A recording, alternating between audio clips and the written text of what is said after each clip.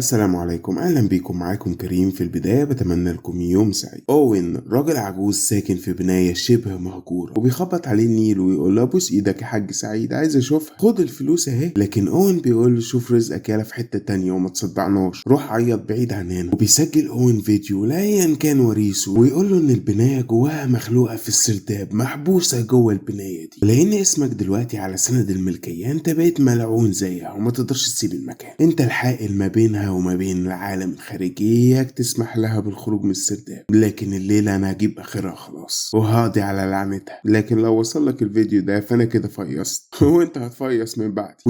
بيولع النار، لكن المخلوقة بتمسه ويولع ويحاول يجري بجنون، يح سخن سخن، لكن خلاص مفيش حاجة تطفيه. وبنروح على ايرس، بنت كحيانة فقيرة معدمة انطردت من شقتها لانها ما دفعتش الايجار، لكن بيجي لها تليفون ان ابوها اللي ما شافتوش بقالها سنين توفى ولازم تحضر. وبتركب الطيارة بفلوس صاحبتها كاتي وتروح علشان تشوف ايه الحكاية، وبتروح على المشرحة وتتعرف على جثة اوين المشوهة. ولما بتخرج بيفاجئها راجل عجوز ويقول لها انا المسؤول عن تسليمك ورث ابوكي. لحظة كده هو ابويا حيلته حاجة اصلا، وبياخدها فعلا للبناية المهجورة لكنها بتحب تدخل وتمق.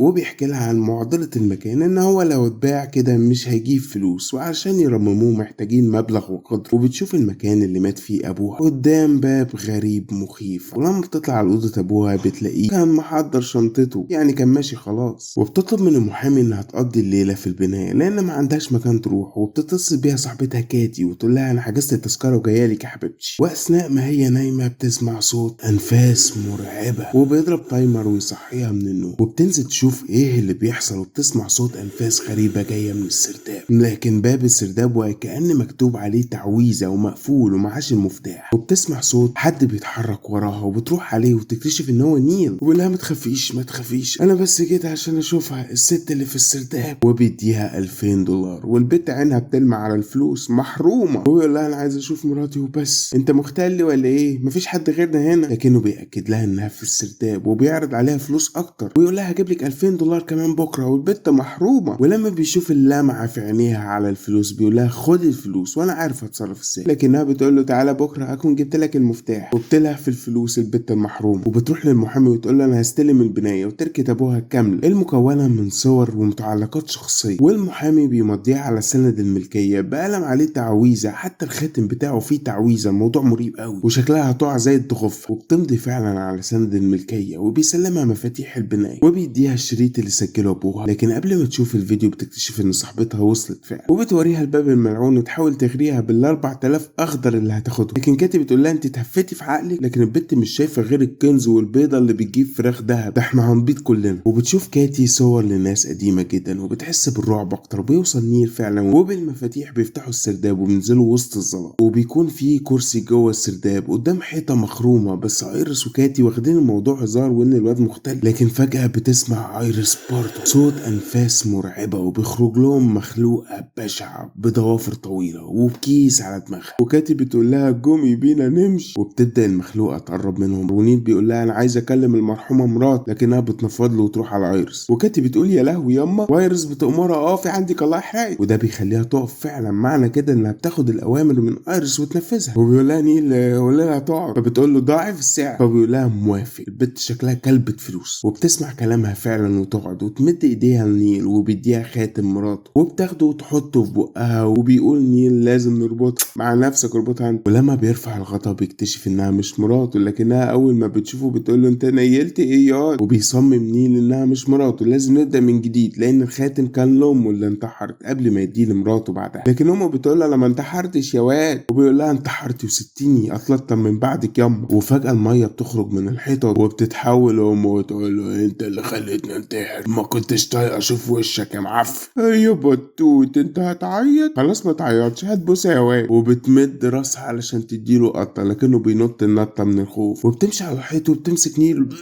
وترجع في وشه. وبتأمرها ايرس تقف فورا وترمي الكيس على راسها، وبتأمرها ترجع على جحرها. وبيخرجوا بسرعه. وبيفتكر نيل ان كان فيه تايمر المفروض كان يبقى دقيقتين بس، ولازم يجربه تاني عشان يشوف مراته. اللي كان ايرس بتقول له مراتك ماتت ترجع لبيتك. وبيديها بقيه الفلوس ويقول لها لو عايزه فلوس اكتر تعالي على العنوان اللي في الجواب. وبيبداوا يشوفوا تعليمات اوين اللي بيحذر من ان الملك يدخل الحفره، وبيحذرها من المخلوقه انها بتتلاعب بالجميع من مكانها ده، والمخلوقة عندها القدرة على جلب الموتى بس لمدة دقيقتين بس، بعدها المخلوقة هي اللي بتبقى مسيطرة، وكل ما المالك يقضي وقت معاها ويستخدمها كل ما هتبقى أقوى، وكل ما قدرتها على السيطرة عليه بتزيد. حتى لو حاول المالك يهرب هيطارده المرض والموت، وهدفها هو واحد، إنها تبقى حرة وتخرج للعالم علشان تدمره كله. وبتقولها كاتي لازم نمشي من هنا هنموت يا بكرة، لكن ايريس مش شايفة حاجة، مش شايفة غير ان هي معدمة وفقيرة وعندها فرصة انها تعمل كنز من النيل في كام يوم بس، لانه هيموت ويكلم مراته، ودلوقتي هيقدروا يتعاملوا لان هم خلاص عرفوا القوانين. وبتكتب على باب السرداب امر للمخلوقة انها ما تعبريش، صايعة بقى وكده هو، وبتروح علشان تقابل نيل وتجيبه. اثناء ما كاتي بتسد الباب صورة اوتو بتقع من الحيط، وبتكتشف ان هو كان مالك سابق للبناية وانه انتحر، وبيظهر لها شبحه ويختفي تاني. وبيحضر نيل عشان يكلم مراته، وبتظبط ايريس التايمر على دقيقتين، وبيستدعي مراته اللي ماتت في حادثة لكنها مرعوبة ومش فاهمة ايه اللي بيحصل وهي مربوطة ليه في كرسي، بس بيقولها انا عايز اعرف انت كنتي بتخونيني مع مين يا ولية؟ بخونك؟ ايوه يا خاينة، انا عمري ما خنتك يا نيل. لكنه بيقول لها انه لا التذاكر بتاعتها، وعارف انها كانت هتسيبه، لكن التايمر بيضرب. وبتقول له مراته العيشة معاك بقت لا تطاق. وبتحاول ايريس تحط الكيس لكن المخلوقة بتبعد وتقلبها ضلمة على الكل. وبتحاول ايريس تحط الكيس على راسها لكنها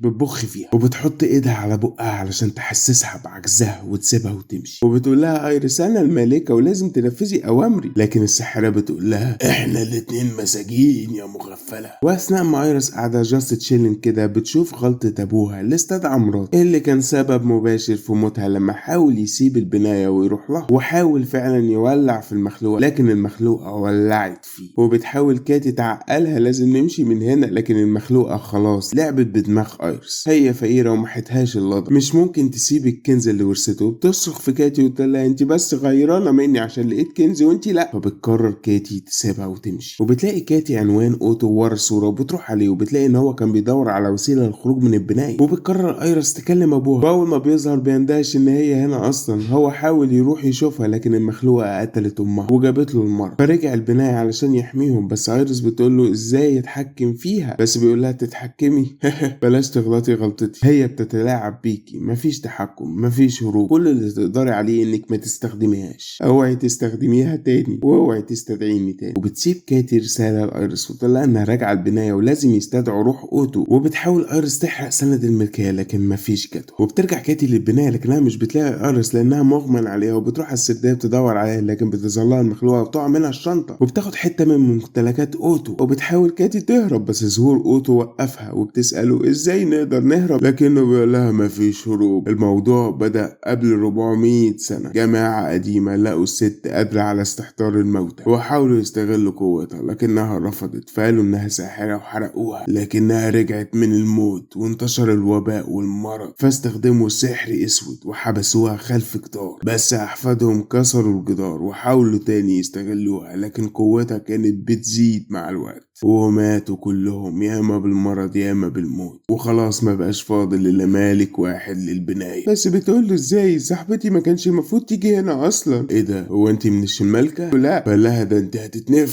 وبتصرخ كاتي وبتتقفل عليها الباب. وبتفوق ايريس على مكالمة من كاتي اللي بتقول لها الحقيني انا في الاب. وبتجري ايريس على السرداب وتسمع صوت كاتي جوه الحفرة، وبتدخل رغم تحذير ابوها ليها في السابق، وبتفضل تمشي ورا صوت كاتي اللي بتستغيث لكنها بتلاقيها فعلا، وبتحرك الاتنين بسرعة عشان يخرجوا، لكن فجأة بيلاقوا جثة على الارض، وبتكتشف ايريس انها جثة كاتي. وبتظهر الساحرة على هيئتها الحقيقية وبتبدأ تمشي على الحيط زي البرص، وبتطلع تجري ايريس يا لهوي عليا وعلى سني السوداء. البنت بتقع على الارض وتبدا تزحف من الخوف، وبيظهر نيل ويلحقها ويشربها حاجه اصفرة ويغمى عليها، وبياخد سند الملكيه ويكتب عليه اسمه، ويقول للساحره انا الملك دلوقتي، لكن اسمه بيختفي لان الملكه لسه حي. فبتظهر على هيئه مراته وتقول له اقتلها وانا هخليك تشوف مراتك للابد، انت مش عايزنا نبقى مع بعض على طول يا حبيبي؟ لكن ايريس بتسمع ده بعد ما فاقت، وبتطلع تجري ويجري وراها، وبتروح على اوضتها وتحاول تطلب النجدة لكن التليفون مش شغال. وبتطلع على سطح البناية لكنه بيلحق بيها ويخنقها، لكنها بتمسك حاجة وتفتح قرن وتجري للسلم لكنه بيمسكها ويقول لها أنا آسف ويوقعها من فوق وتموت. وبيجيب جثتها للساحرة ويقول لها استدعي روح علشان أعرف إزاي أحط اسمي على سند الملكية. ولما بتيجي روح حارس بتقول له أنت قتلتني يا مجنون، لكنه مش فارق معاه وبيسألها إزاي يحط اسمه على سند الملكية، لكنها بتتحول للساحرة وتقول له شكرا يا مغفل، الحارسة ماتت خلاص